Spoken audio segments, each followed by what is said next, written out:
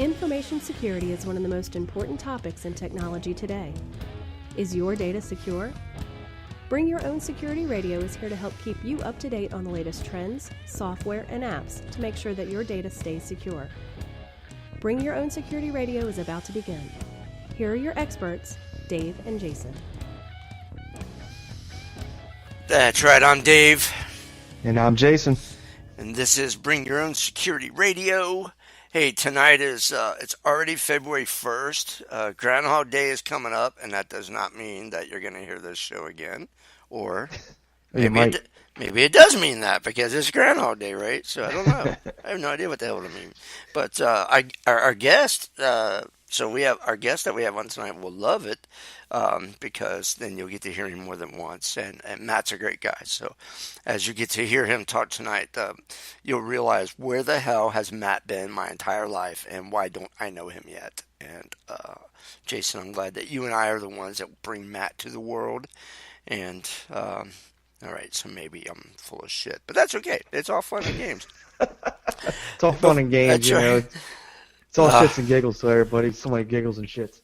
That's right. Well, that's kind of funny too. But anyway, so we're here to talk about IT. We're here to talk about technology.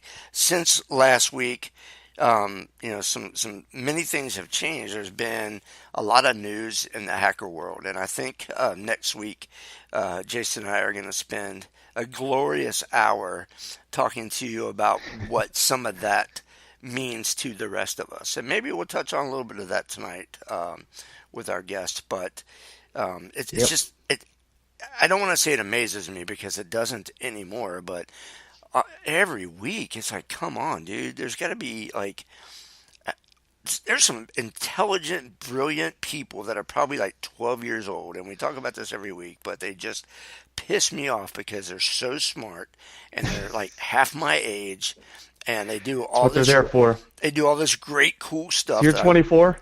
Yeah, like times 5 or something. I don't know, like in dog years.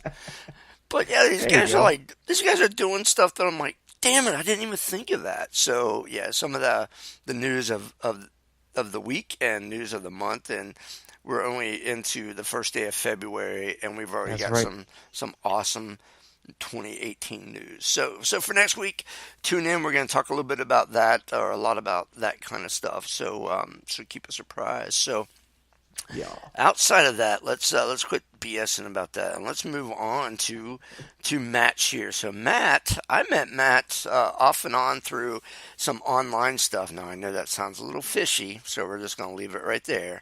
But in the end, Matt actually I found out that he was not a shady guy at all. He runs some security interest groups around Cincinnati. He's in the IT field. He works in the financial community, which we'll talk about a little bit.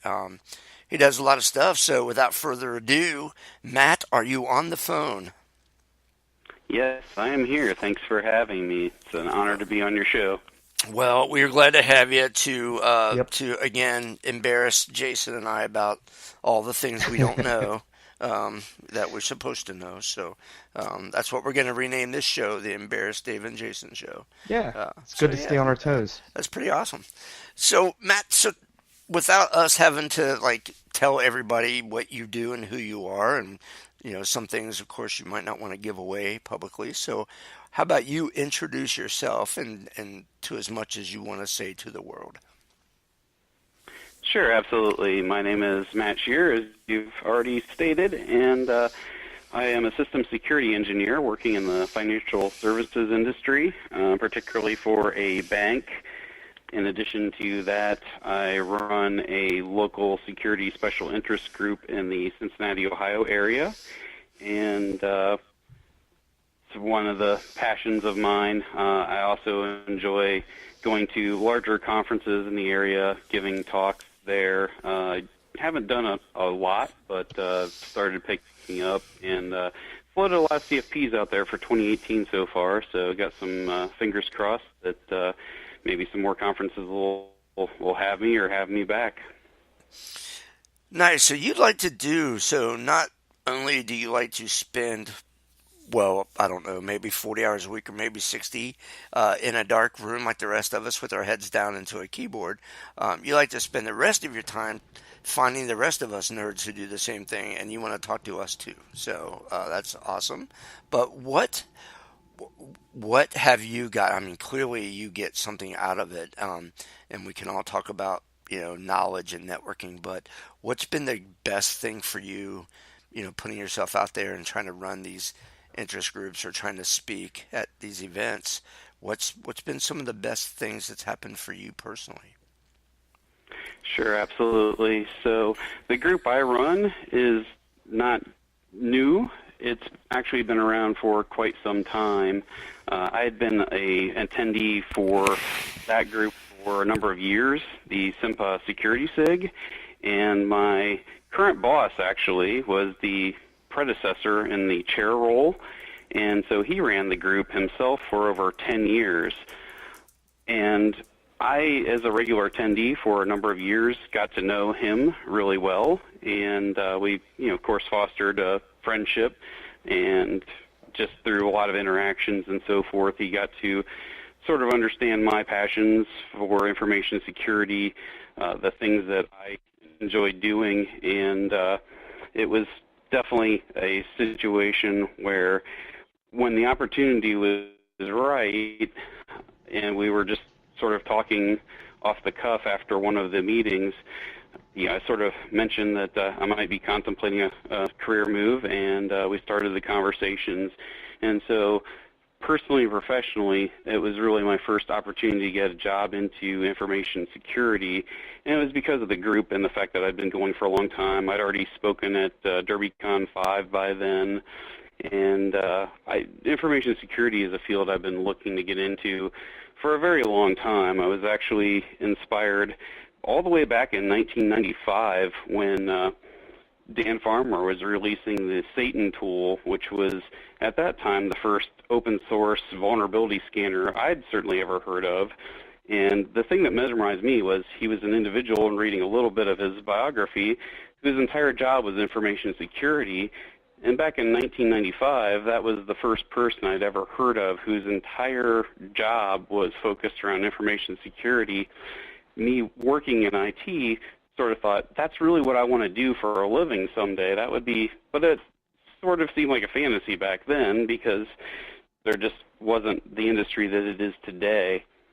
Beyond that, I would say that I've just met amazing people and gotten to know other people, get my name out in the community, and it's just sort of amazing that sometimes when I have openings for speakers or whatever, I've got a backlog of people that want to talk for the group, including a Dave the IT guy tells me he has a good baselining talk. What do you think of that one? That guy, he probably doesn't know much, but you probably got a 12-year-old that could outsmart him, so you better steer clear of that guy. So I don't. Yeah, it depends. Oh, the first it depends of the season. Yeah. I had to do it, man. So Matt, let's start at the let's kind of start at the beginning of where we usually start, and that's what particular either technology item or what have you got you started in tech? Really? So some people say, oh, it was a Commodore, it was an Atari, it was this, it was that. I mean, usually everybody's got to start right there.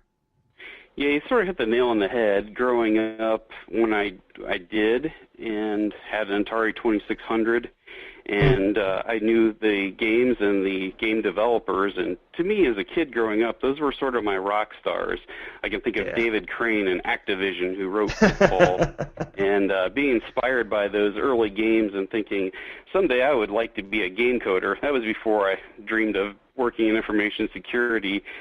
And so our first family computer was an Atari 800, and you definitely hit the nail right on the head. Yeah. And so I remember being sort of a early teenager, teaching myself how to program in BASIC and so forth. And that was really sort of the earliest beginnings. And of course, I was always sort of fascinated with the hacking world, and I can certainly remember when the movie War Games came out. That definitely was an inspiring moment for me as a youngster. Yeah.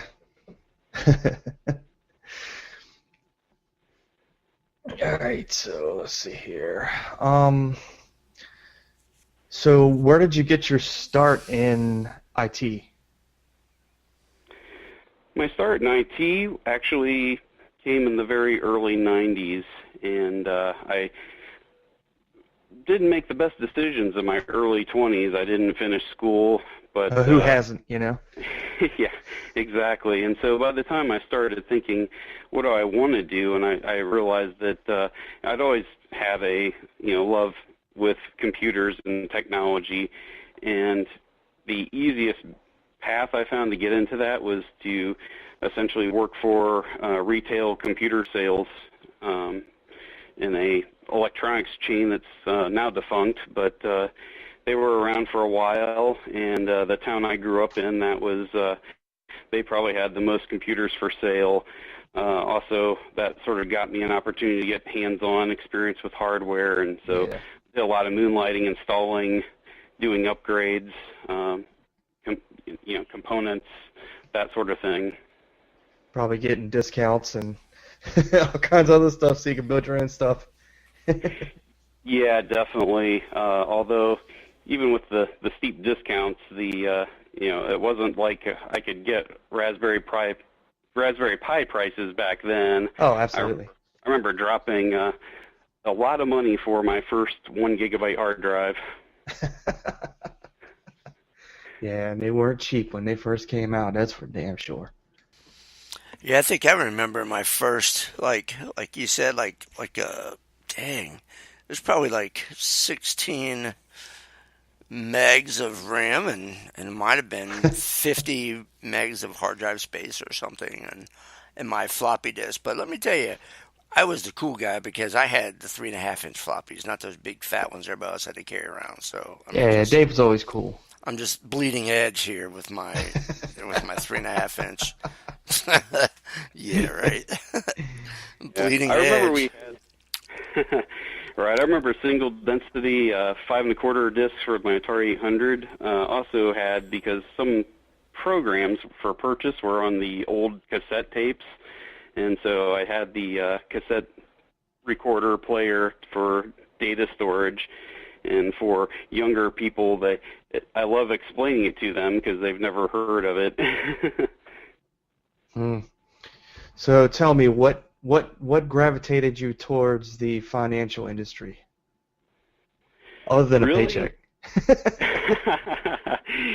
Yeah, a paycheck never hurts. For some reason, my recurring bills, they don't let me buy my good looks alone. Oh, absolutely. Mine would not be defunct. Yeah, I would too. Very tongue-in-cheek there, but it was really just sort of happenstance that my boss was thinking of adding to his team, and so it was really just the right time, right place, and right opportunity to get in information security. And the great thing about where I work and what I do is that the skills I have built up and continue to build and improve on, they really transcend any specific industry. They really sort of lend themselves well towards a lot of different markets and verticals. Right on. So, being in the healthcare field for myself, and Jason works for the feds, some 3 or 5 letter, 10 letter agency. I can't keep track. Yeah, some of those. He does a bunch of hush hush secret stuff that I can't tell you about. Not really. So tell us a little bit about, as you've moved over into the financial sector. We all know about SOX for different accounting and financial, and we know about HIPAA, and we know about all these different regulations. But when you're boots on the ground IT person day to day, how bad are those regulations in the sector that you're in? How bad does it affect your day to day, or does it really even affect you at all? It's a great question, and in fact, I definitely can sometimes find my task list sort of derailed because the auditors want to know something specific, and they're testing against you mentioned it, a SOX control, for example, and they sort of are testing reports that we give them, and then they come back and they ask for certain things to prove out what the written test question stated, and sometimes they go beyond that, and so it's one of these tricky things where, all of a sudden I have to completely shift gears because they want this information right away, so I kind of have to reprioritize and reshuffle the deck. And sometimes the things they're asking for, you really have to dig pretty deep to get the information out that you want and present that to them, and you sort of sometimes have to filter through because there's a point person maybe that's collating all the information because they've got a bunch of requests out to the appropriate individuals, and so they're sort of compiling all of it, putting it together to send on. And it's definitely a different environment for me professionally because I'm not used to working somewhere where you have internal auditors. Prior to working in the financial services industry, I had been part of a few IT audits, and a lot of times they were, something that we would go through. You would get asked specific questions. There would be maybe some findings for remediation, and really wouldn't think about it again till, almost a year later in a lot of cases. It's very different because I find that I think that we've got the answers that are needed, and then they come back for different information, and it's sort of an ongoing process. And it's also sort of interesting to understand the separation of duties that exists within the financial services industry. So, for example, we have internal auditors, external auditors, we have risk and compliance group, we have a group that specializes on identity and access management, we have a security engineering group, which I'm part of, and there's a lot of different groups at play, and so it's pretty impressive that the level of teamwork that goes into making it all cohesive, and there's definitely a few people in there that are sort of the glue that puts it all together. Nice. Well, I just went through my first audit as the security person for the hospital chain I work for, and I understand exactly what you mean. It was ugly, and I can't imagine what Jason has to go through for the government. And for the rest of you who might just now be joining in, we're Dave and Jason. You're listening to Bring Your Own Security Radio with our guest tonight is Mr. Matt Scheer. So he's out of Cincinnati. He does all kinds of funky stuff. If you missed the first 20 minutes, you're going to have to download the podcast and go back and listen. But, all right, let's turn it back. So, all right, Jason, what's your next question? You're up. All right, now, see, it was mentioned because, we tend to do pre-screening interviews in some cases before the show. So it said you were on the front lines of the battling financial fraud early on in your working in information security. Can you shed some light on that? Yeah, absolutely. So part of my background is as a systems administrator, and usually wherever I ended up, I sort of was the de facto email administrator. And so a large part of financial fraud is committed through phishing, of course. And it's sort of funny, these things run sort of cyclical. But these are things that are targeting internal individuals. These things are targeting customers. These are things that are impacting non-customers in the general public. But you've got scammers out there sort of purporting to be representatives from your organization, and of course that's not the case.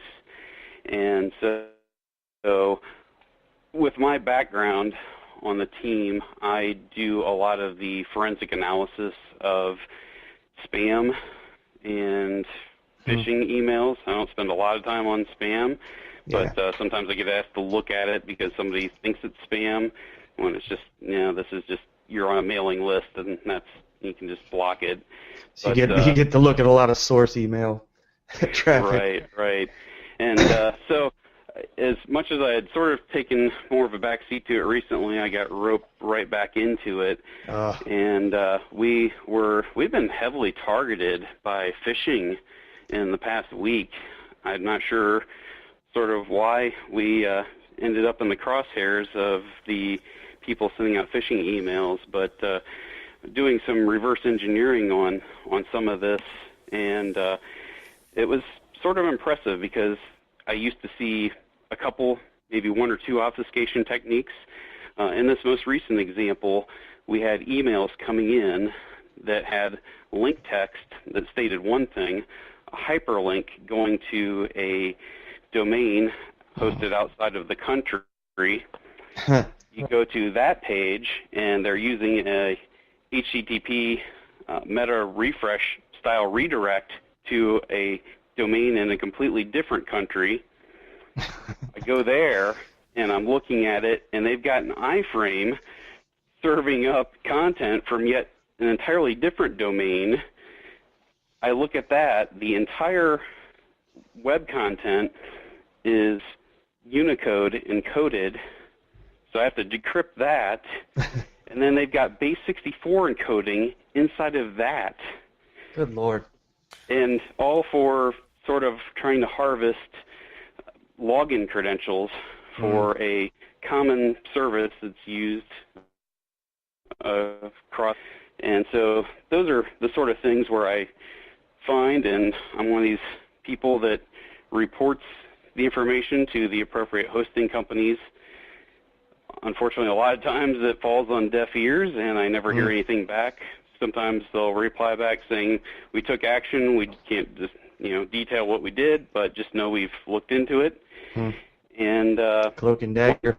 once in a while, though, you'll get a response back, and they've taken the domain or the website offline, or they've shut down a fraudulent phone number that they're using to perpetrate loan fraud scams for unsuspecting individuals out in the public domain. So I've had some successes there in getting those kind of things shut down. And before, sometimes I would have to reach out to the individuals to try to get message headers and that kind of thing, because by the time somebody forwards something, if I've got to know it, sometimes the attachment goes missing in a forwarded message. You don't really know what the headers look like, so you can't really understand the origin of the message, that sort of thing. And it's just really heartbreaking when you talk to individuals that fell for a scam, and they could be out from a few $100s to a few $1,000s, and your heart kind of aches for them, but unfortunately you're not in a situation where you can usually do a whole lot in those instances other than to get it shut down so they don't get the next person. Yeah, Jason, I know. One of the big doing that.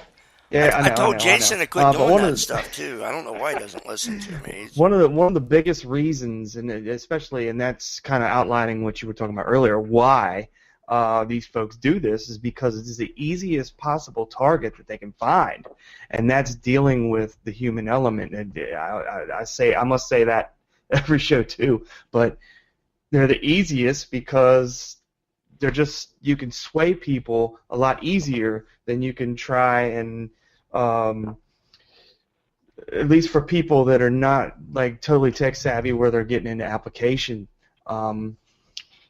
code. And yeah, it's an easy way to do things. It's a moving target. Yeah, It's, so along since you brought that up, Matt. Excuse me, and also whatever thought you were just going to complete, but since you brought that up about, the target is always the humans, and then those of us in IS, we always talk about overtraining. Our users are getting tired of us saying you got to click on this phishing training or this email training. You have to come to some meeting, and they're just in over their head. They don't care anymore. How are you guys getting past that, or are you just continuing to try to fight through and continually try to train your people?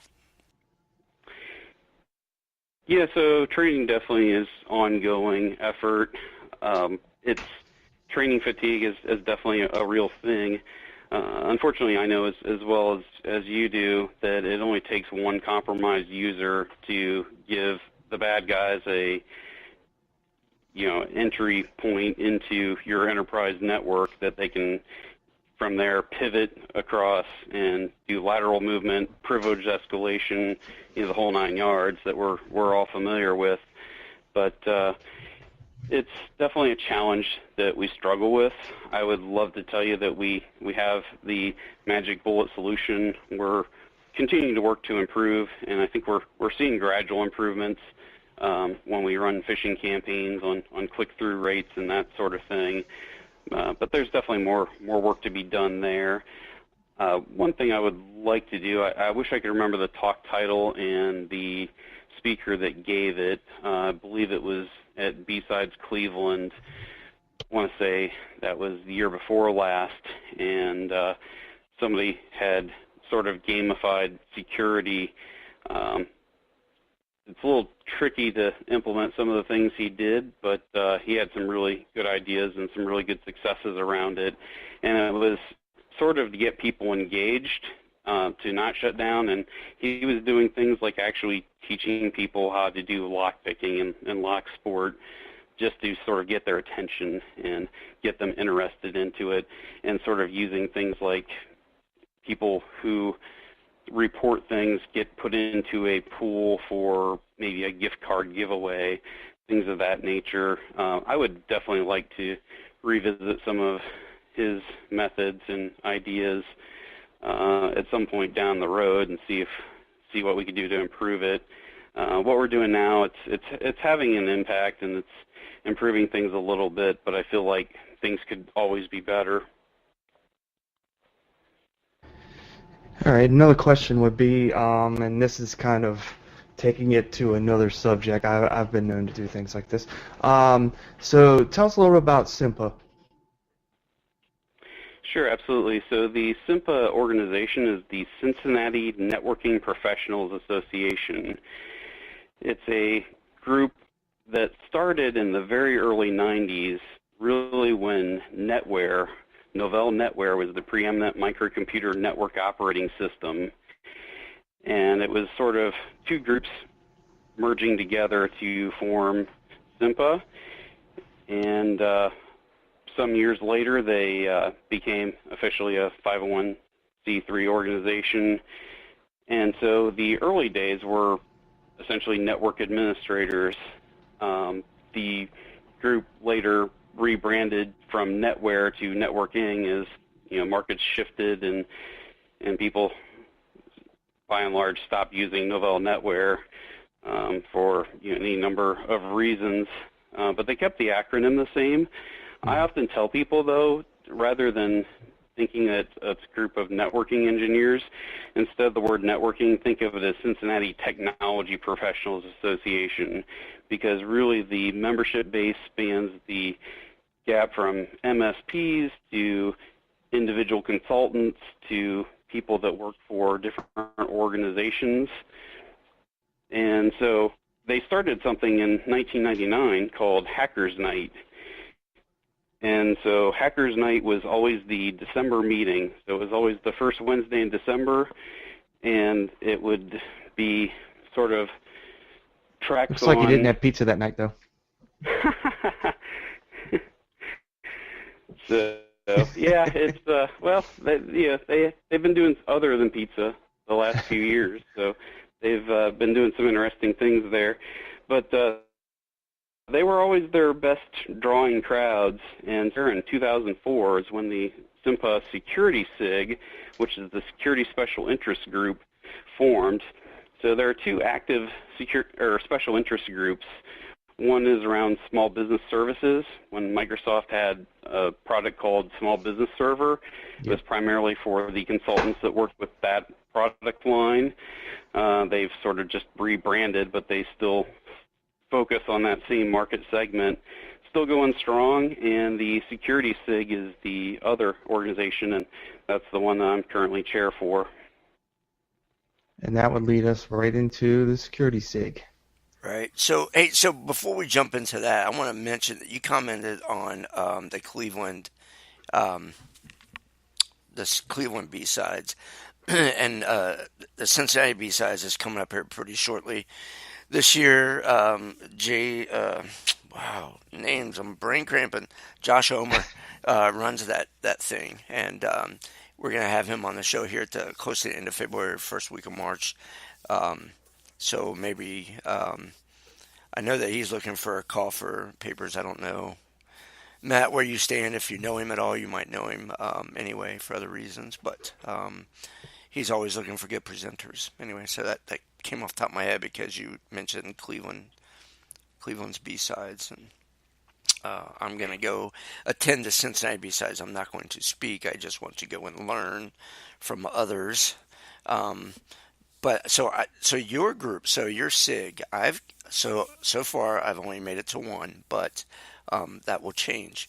But your goal isn't. So sometimes it's all about having a vendor come in and talk about their product. Sometimes you have 2 or 3 speakers. Sometimes you just have one speaker that does some crazy stuff. And not long ago, when I attended, you had one of the probably better well-known red teamers in-house, and you had your own, was she a CISO? I don't recall her title, but it was nice to see a female in a senior leadership role come out and speak. So speak a little bit about what your event offers, especially for the people that are in Cincinnati listening. You know, if they wanted to come out, what would they gain from coming out to one of the events? Sure, absolutely. So if you're in the southwestern Ohio area, we meet the third Thursday of every month. We don't take any months off. Some groups take a summer month off or December off. We run year-round every month, and we're from 6:30 p.m. to 9 p.m., and if you're in the area, even just visiting or traveling or whatever, definitely feel free to check us out. What I try to do every meeting is schedule stuff that is completely different from the month before. So I try to bridge the gap, and we do everything from red team penetration testing type of topics to blue team defense to we've had auditors that have presented, done compliance. We really try to run the gambit of the things that we present on, but our bread and butter, I feel like, is sort of technical deep dives, and our organization is really sort of for the practitioner from other practitioners, and the thrill for me is to get feedback from other individuals that tell me all the things that they've learned coming to our meetings. We've actually had some individuals shift the vendor on a vendor threat hunting workshop, for example, and switch over to a different product base and be enthusiastic about it because they've gotten some hands-on experience. They have inroads to the representatives that were on site. So it's a great place to network with other individuals as well.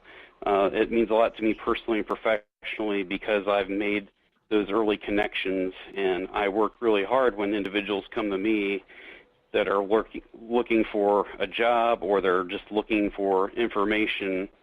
And I can cite one specific example. So I have an individual that comes, and he's sort of a jack of all trades in charge of IT at a company, and he kind of has to wear a lot of different hats and do a lot of different things, and has really started trying to improve their security posture, and he doesn't have a lot of experience, and was kind of curious because they're predominantly a Windows environment. And so his question is, how do I know how we look posture-wise? And it would be very easy to just say, well, get Nexpose or and run NESA scans, these kind of things. But if you've never done that, if these technologies are new, there's a little bit of a learning curve there. And for somebody that is looking for quick wins, it's sort of hard to recommend, hey, go straight for these really well-known, very powerful vulnerability scanners.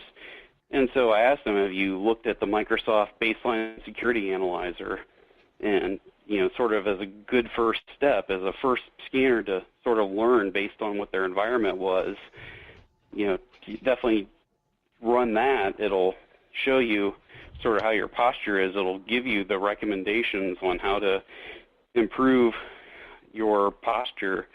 And from there, then they can take that next step into a more serious vulnerability scanner. But, those are the kind of things that we try to do is help one another and really network with one another. And because we have a disparate group of people that do everything from pen testing to auditing to day-to-day operational security to system administrators, network engineers, it's a great place to get a lot of different perspectives.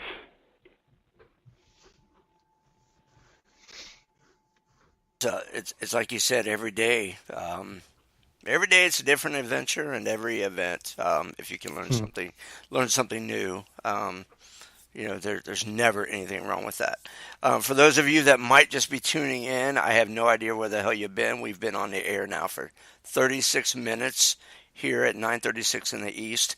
But our guest tonight is Matt Scheer. He's here out of Cincinnati. He does a lot of stuff, and if you are just tuning in, please go and download the podcast and listen to the first 36 minutes because you've missed some great stuff. So with that said, Jason, carry on. Okay. So I was listening to a lot of what you were talking about as far as tools and having like industry standard things in place, and along with the MBSA we were talking about, which is kind of fortifying what you have. So do you find that's the easiest part of the work for you in your environment, in your work environment, is kind of fortifying things? Or do you find yourself putting out fires more? It's really a mixed bag. So I spend a good bit of time putting out fires, definitely, probably more time than I would like, but I think a lot of people are. But there's definitely, the project work when it comes to implementation and deployment, and definitely have made a lot of headway on the projects that I've wanted to work on to help us get better at what we do. And there's definitely some things on the roadmap that I'm looking at, particularly around orchestration and automation, that could definitely conceivably help us down the road, just be a little more nimble, especially since, like most security teams, we're a small group. So if anytime we can implement a technology or a solution to help us do more with the group that we have, I feel like that's definitely the path we want to go down. Unless you got like scared operations people. Yeah. So it's definitely No, go ahead, Jason. Oh. Go ahead, Matt. I was coughing. I had to put myself on mute for a second. Oh, no. Yeah, it's definitely interesting to sort of head in each day. You don't always know what to expect, but it's a great change of pace. So sometimes it's kind of fun to, I cited the phishing email reverse engineering work. It's a little bit of a time sink, but it's also sort of fascinating to understand what the attackers are doing now and the layers that they're going through. And the more layers of obfuscation they put in place, definitely it makes it a lot more challenging to get your tools and products and utilities tuned to sort of capture those things. So things slip through, and I always like to look at those things and ask myself, why did this slip through? Why did this get through? When we use sort of best-in-class products, we've got solid controls in place, and still some things slip through. And so those are the things I always sort of find fascinating, and they're maybe not always super productive when it comes to getting other things I would like to get done, but they're not a sort of bad sidetrack if I'm learning new things. Yeah, I kind of look at the folks that are doing these phishing exploits and doing this type of things as like starving artists, if you really want to look at it that way. But the reason why I say that's because some of these guys, they have nothing to lose, and they're going to try anything they can possibly do when it comes to that. That's the part that you always end up with a surprise. Definitely. So let's see, it's 9:40 here in the East. We've got about 10 or 12 minutes left with Matt. So Matt, let's talk a little bit about certifications. And of course, in the IT industry, people have their own opinions about certifications, and I don't care. At times I've been a certification whore myself, and other times I could care less. I think a lot of it for me has been dependent on if my employer or my industry requires it. But outside of employer necessity, do you find you or maybe the coworkers around you that you guys are really interested in, like, hey, this certification, I don't know if I care about the piece of paper of having that cert more than the skills that it's going to quantify for me are valuable. I mean, does it matter to you that a cert is in your hand, or do you just move on and just do your work? Yeah, I certainly feel like having certification is, it has a little bit of gratification and sense of accomplishment to it. But I think the important part of that is really the journey. A lot of people sort of look down on certifications, that it's not really a productive use of time and so forth, but I can state from any of the certifications I've gotten during my studies, and it takes a long time to study for technical certifications. You're putting tons of hours. It's nothing to put 120 hours into a certification study, or conceivably more, depending on what you're trying to accomplish. And so it is a lot of time involved, but I feel like any time I've gone down that track, I've learned something.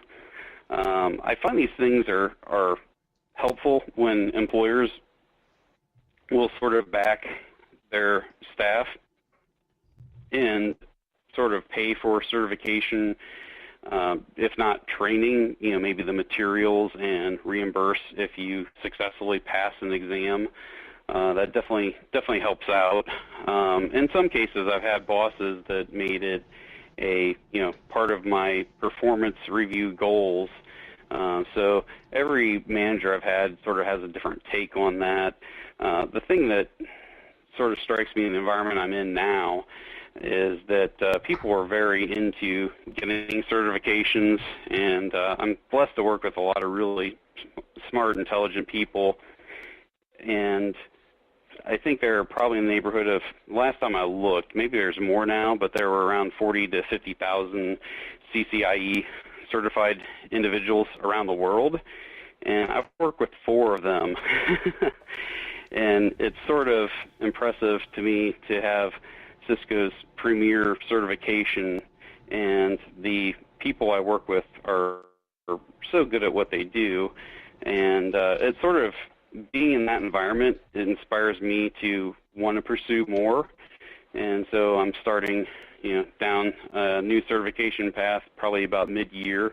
I was fortunate enough to get a scholarship program to get some pre-training to pursue a security certification later this year. So I'm looking forward to that.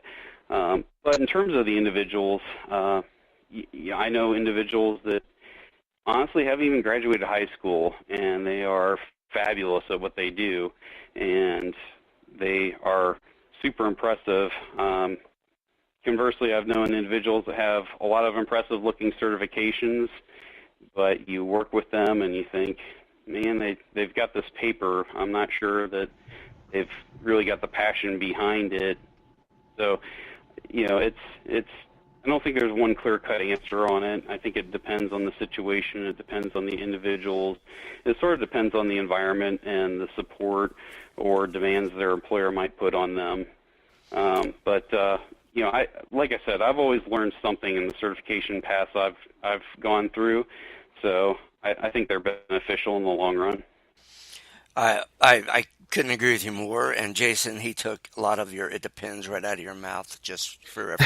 So Matt, you might not know, but early on when I was doing Dave the IT guy with iHeartRadio and 700 WOW here in Cincinnati, the last four or five episodes, we brought Jason in to kind of trial so we can make sure that he and I would be able to do a show together because I'd never had a co-host. And every time I'd ask him a question, he almost every time he'd start off with "it depends." And in all fairness, I would lead him down that path to where that's what he had to say, right? To say it.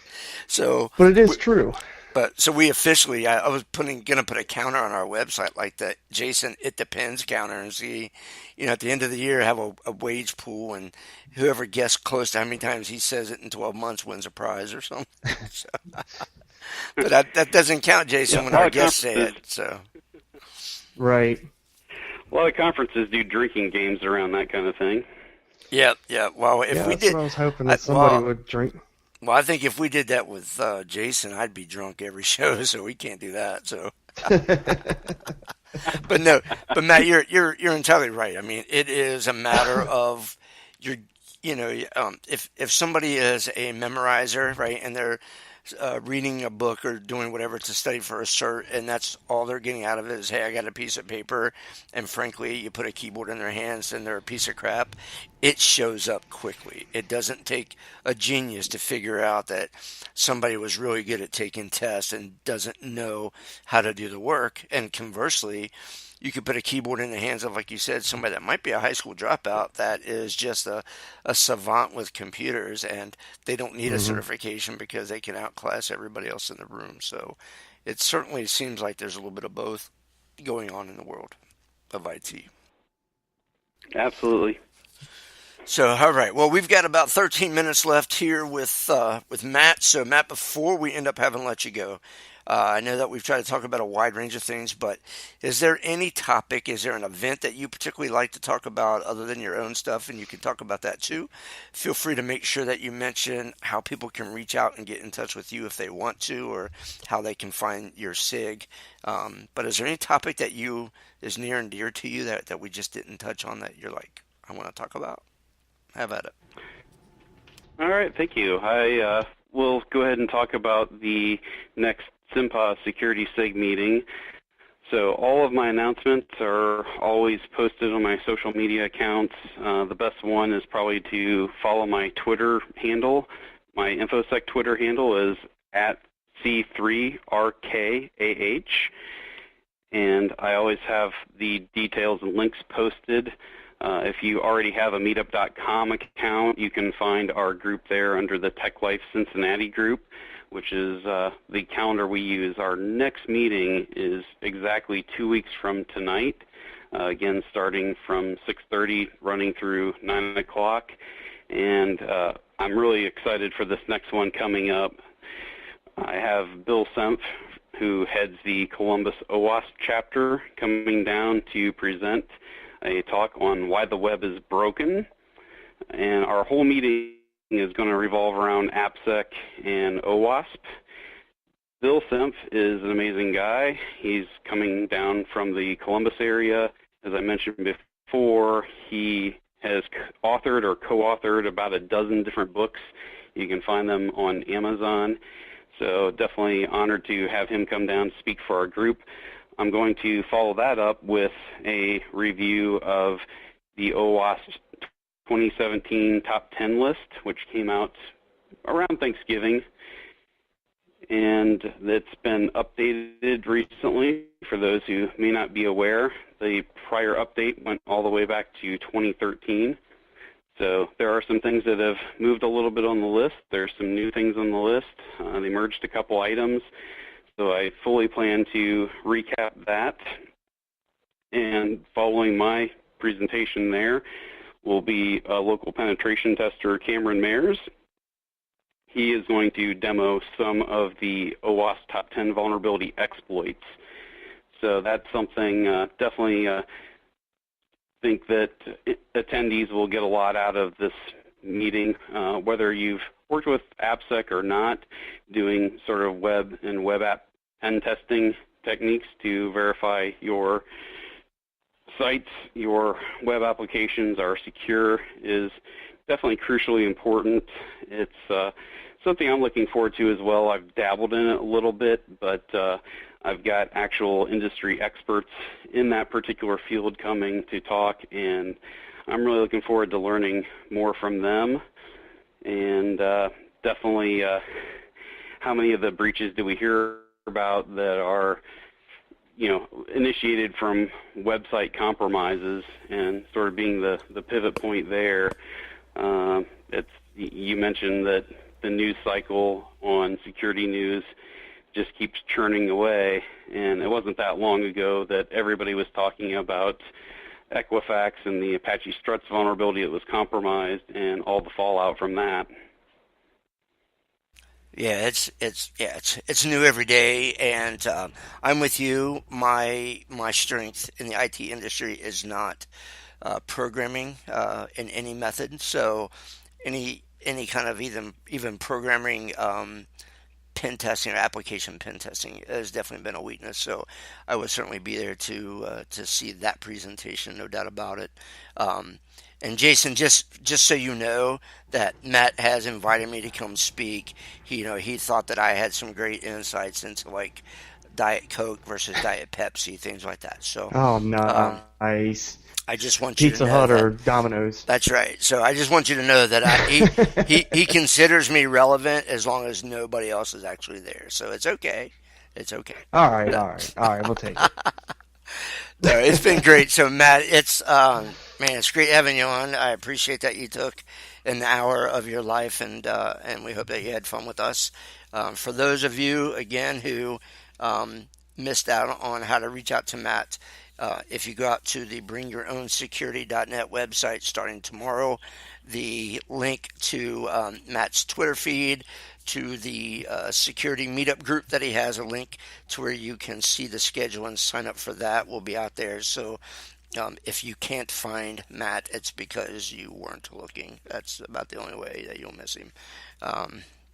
And again, Matt, thanks so much. Great info. I've always been interested about the financial sector of all the fields of IT that I've worked in. That's really one of the few I've never been in. I've never been in the IT sector as a consultant or anything. So I don't know. It felt like such a whole new world to me that I'm not sure that I would have a comfort zone there anyway. Well, as a last question, let's talk about that. So when you did stretch over and get offered this position and you got into that, I mean, did it feel like a panic attack? Did you get there and realize, holy crap, there's far more requirements here than normal IT, and what did I get myself into? Or was it not like that for you? No, I would say that there's definitely some new things that trying to understand and sort of wrap my head around that, I've definitely had to sort of up my game in terms of, I think I talked about it before, the separation of duties. They really live by it. I've worked at a lot of places where, that's not the case. If you're in IT, you do some of everything, regardless of what it is. So sort of going from that jack of all trades to focus on security has been interesting, working with different groups, and then also the seriousness at which it's taken is definitely refreshing from a security standpoint in terms of maturity, seeing things in place that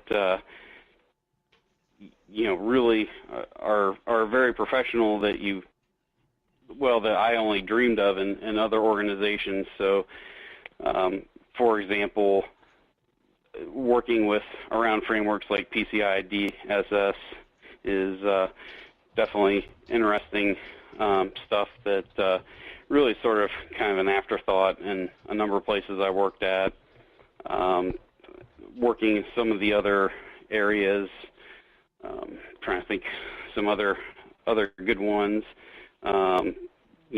Actually having a work environment where they have been living by the NIST framework for assessing risk for some time, and coming into where that's a mature model as opposed to working places in the past where it was just more or less break fix the vast majority of the time, and then you make infrastructure improvements where you can, but you don't have a lot of time to devote to these things. And so having some of these other teams that I work alongside, and just really great people, and it's been refreshing to sort of be able to, everybody's able to focus a little more on their specific part of what makes the organization work on the infrastructure side. Gives you more time to put out fires. Yeah. Yeah, the funny thing is, so I talked about being an email administrator before. It's one of those things where when the email system breaks, there are two things that will set off users quickly. If one is if their phones don't work, and the other is if their email doesn't work, is maybe a close second. Me personally, when those two things don't work, I'm in heaven. But the rest of the world doesn't view it that way, right? So Right.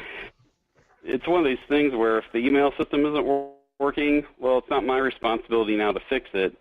The flip side of that coin, though, is because it's not my responsibility to fix it, I'm not able to just jump right in and sort of save the day and figure out what's broken and get it fixed and get things back online. So it's a little bit of a double-edged sword for the things that you used to do in the past, sometimes that you're not allowed to do anymore, and then sort of being dependent on other people. But it's been great that it's worked out as well as it has in my experiences. Nice. Well, Matt, we're going to have to let you go. We're we're 2 minutes away from being out of time. So, again, thank you so much for joining in. For those of you who are... damn cool. Yeah, well, for those of you who want to listen to Jason tell everybody about how great he is, he's telling you the truth. So you might want to listen. He's pretty damn good at what he does. Or how quiet I was this episode. But, yeah, everybody's sick. Everybody's getting a cold. Everybody's coming down with something. I came down with a case of the Matt's just smarter than me, so I got nothing to say disease. So, but for those of you who are looking for the podcast, iTunes, Spreaker, TuneIn, what's it called? Podsy? Crap, I can't remember all of them. Podomatic, all those Podomatic. The iHeartRadio app, though, we are one of the few, so go check out iHeartRadio and just search for Bring Your Own Security. You'll find us there. Listen to us in your car, and you can earn a CPE while you're coming to and from work. So at least one. That's right, at least one. It may be an hour that you can't get back, but at least it'll be hopefully fun right. for you. That's right. Again, next week we're going to be talking about just kind of the news of what's going on. We're going to try to bring 2018 into focus and about where we might be going. And then coming up closer to the end of December, as we mentioned, bringing Josh over from Cincinnati B-Sides. He'll be talking a little bit about his event and some of the things that he does. And then we're going to start bringing on a few vendors. We have not brought a vendor on yet, but we've got Rapid7 and a few other vendors who, and again, for those of you that say, I'm tuning out, I don't want to listen to a bunch of sales garbage, I promise you it will not be that. We're bringing in the text from these vendors, not their sales reps, because we don't want to hear a bunch of sales crap either. So, no, we would just wear the salespeople out. That's right. I'll keep asking questions, but I'll have to get back to you on that. I'll have to get back to you on that. So. All right. Well, we got about. How much is it? How much is it? How much is it? That's right. That's what we should do. Is hey, does it like ask some stupid question and then just like no matter what their answer, say, well, how much does it cost? How much does that add on? I bet that interview would last like 5 minutes. Yeah. It'd be over. Send me an All email. right. All right. We're 30 seconds out. So, Matt, again, thanks, buddy. We appreciate you. I will see you in a couple of weeks. Yeah, thanks, Matt. At the SIG. All right. Thanks for having me. It's been a pleasure. I thought Matt hung up on us for a minute. I thought he's like, screw you two. I'm out of here. All right. He's in the background. I'm Dave. And I'm Jason. We are Bring Your Own Security Radio. Good night, everyone. Thank you for listening to Bring Your Own Security Radio. Join us every Thursday at 9 p.m. Eastern Standard Time for a new episode. Find us on Facebook and on Twitter at BYOS Radio, or find us on the web at bringyourown.security.net. Safe browsing, everyone.